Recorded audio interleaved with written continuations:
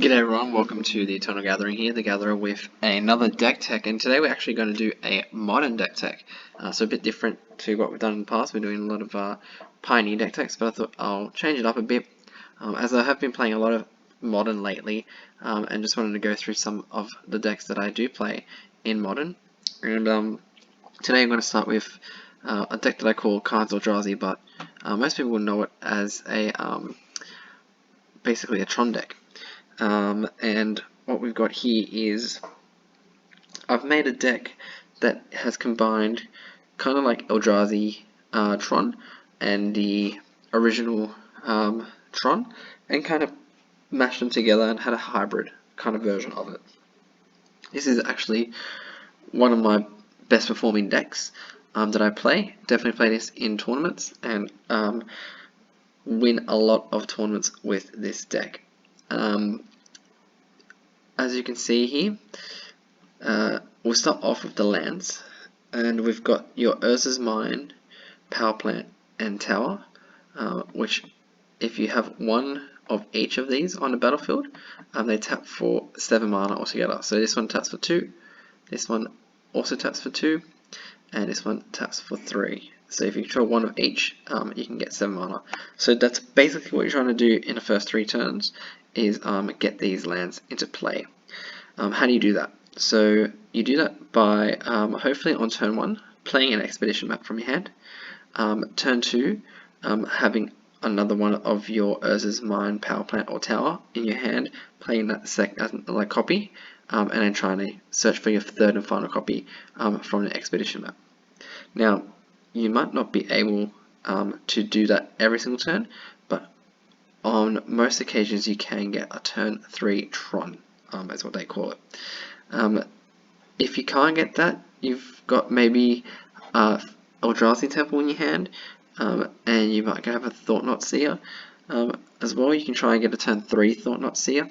You can get a turn 2 if you do have 2 Eldrazi Temples in your opening hand, or you have one in your opening hand and you draw a second one on your first draw step.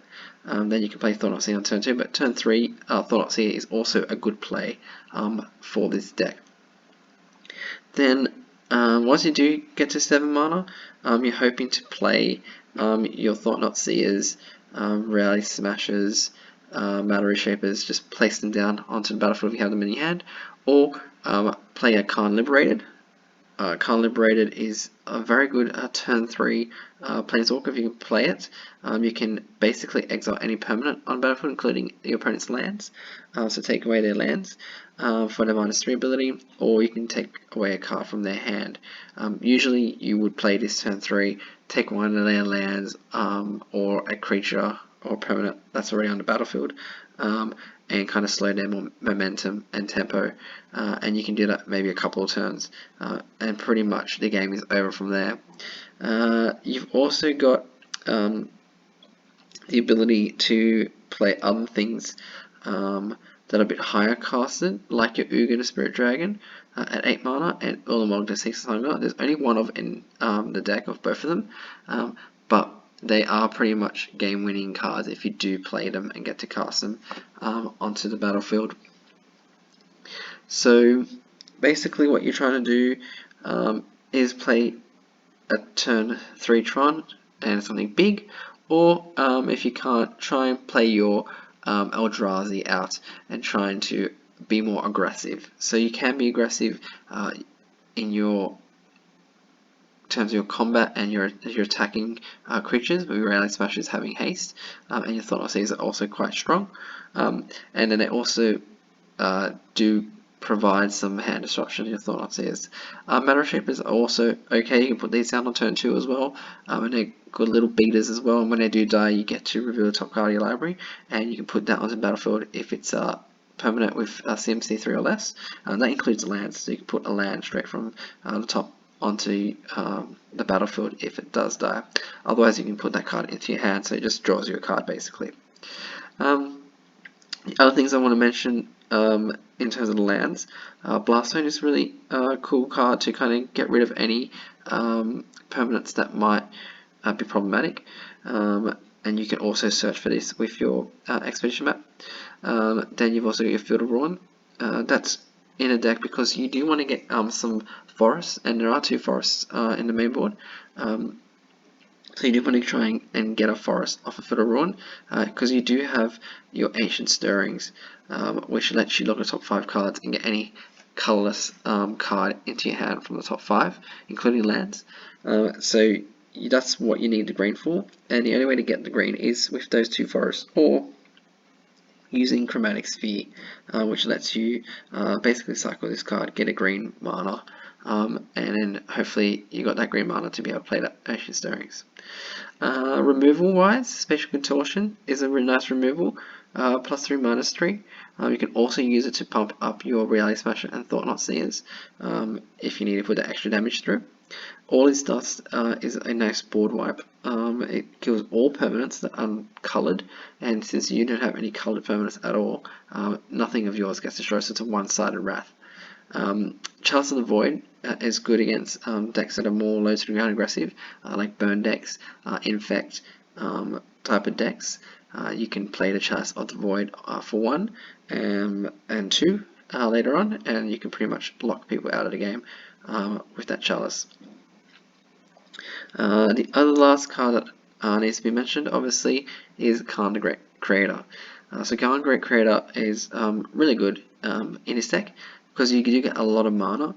So when you do have that mana available, you can play him and use its -2 ability to look for an artifact from your sideboard, and then bring that artifact into play straight away, because it goes into your hand and then you got enough mana to be able to play it. So that's why the sideboard is very important for this deck, and it's pretty much a toolbox. So we've got Torment's Grip for anything that might be in the graveyard, and also another one, Relic of Progenitus, also to help with graveyard, just in case a Torment's Grip or Relic of Progenitus just popping those off once is enough for the game. You got a backup in a second one available to you there. Grafdigger's Cage is also available for you if there are decks that are taking things out of the library. So if you think about like Devoted Druid kind of decks with the combos there, where they were able to get infinite mana kind of combos by searching up cards with Collector Company, Quarter Calling, Eldrazi's, whatever it's called, Call, I think it is, to be able to search for specific cards that they need. This will also stop them from coming into play.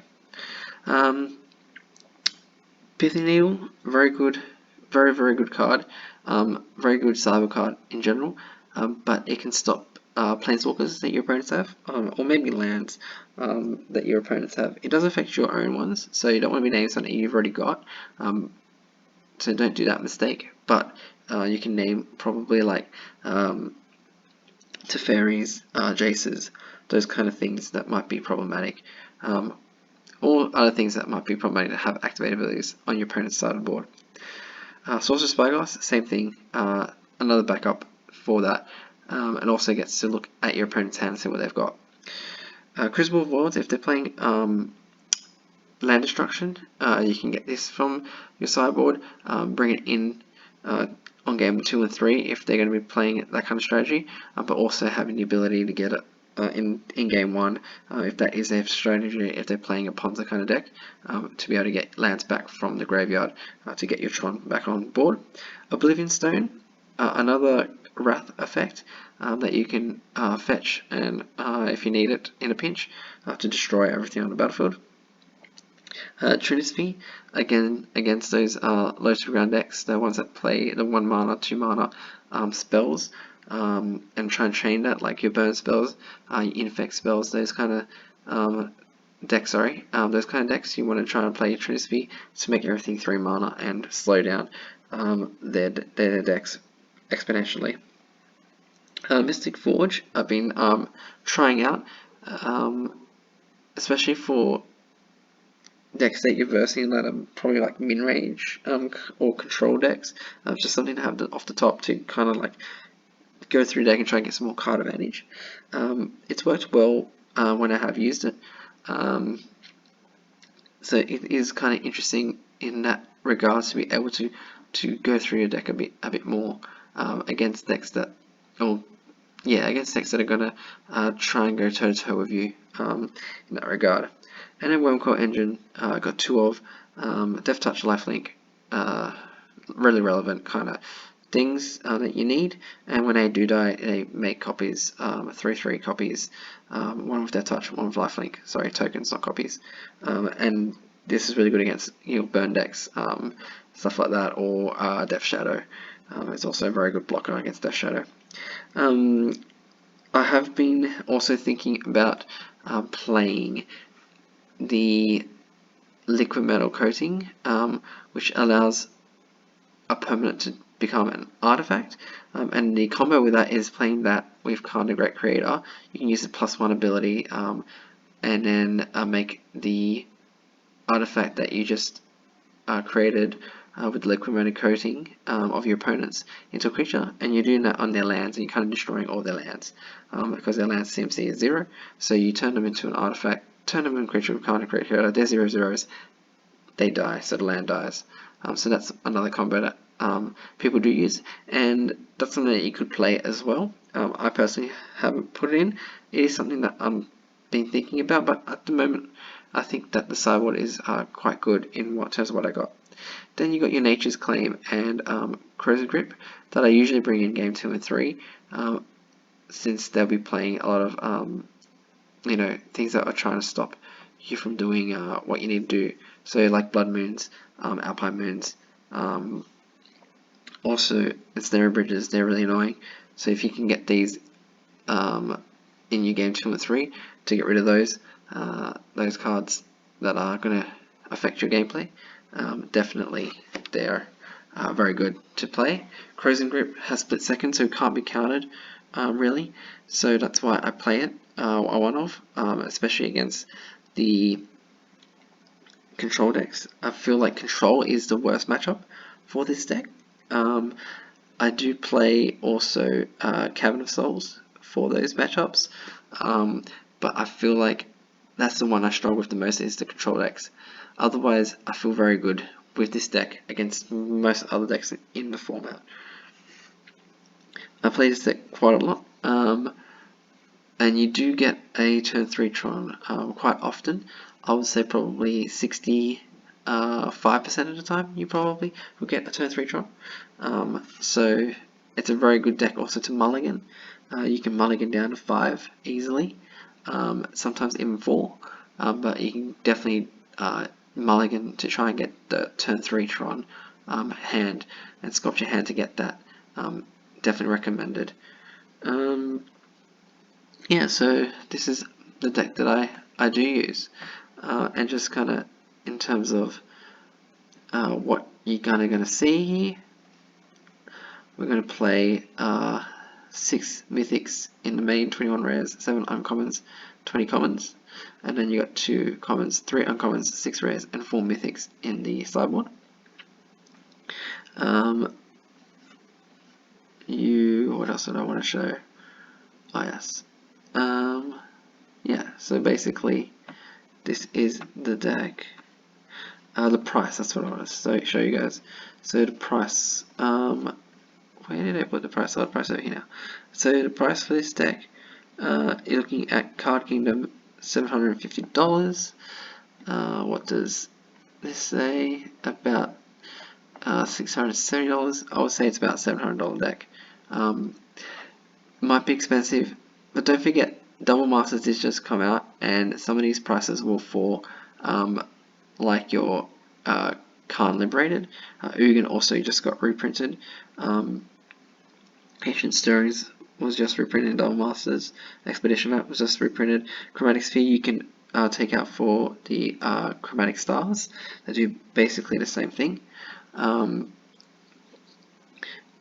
You got Cavern of Souls coming out in Zendikar as a box topper. You have your Wormcoil Engine, just got reprinted Double Masters. Mystic Forge is an M20 card. Trinity, Double Masters. Spyglass is a relatively new card. Walking Ballista, I didn't kind of talk about that. That's another win condition. You can try and get into that towards the end of the game and cast it for a big mana cost, and then ping your opponent. That also was just reprinted. So a lot of cards have just been reprinted, and the price of this, I would imagine, will fall in the next couple of weeks as those cards go into the market. So that's why I kind of chose this deck to show you guys, because it is a deck that the price would relatively be low for a modern deck. I would definitely think that this deck will probably go towards the $500 mark in the next couple of weeks. So anyways, that is the Karn's Eldrazi, I call it, deck. Guys, let me know in the comments below if you enjoy these deck techs, if you're enjoying modern deck techs, or if you want the Pioneer deck techs instead. I'm going to try and make a bit of both now. Definitely would like some feedback. Otherwise, you know how we usually go here. Everything on the stack has resolved. And good games, everyone.